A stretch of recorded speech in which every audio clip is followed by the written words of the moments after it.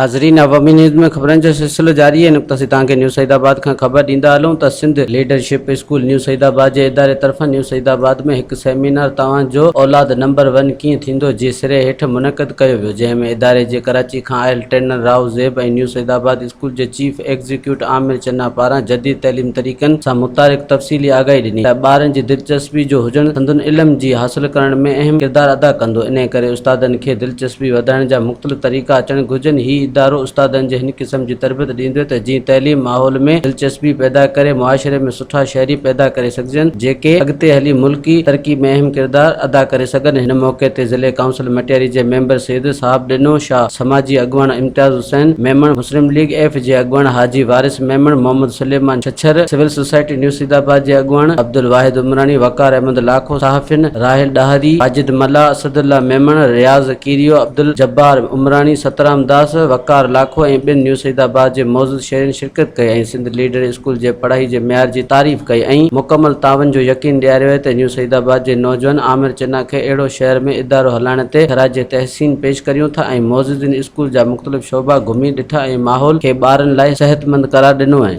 वधीक ख़बरनि ऐं तफ़सील लाइ विज़िट कयो अवामी news Facebook page, YouTube page ऐं अवामी न्यूज़ वेबसाइट।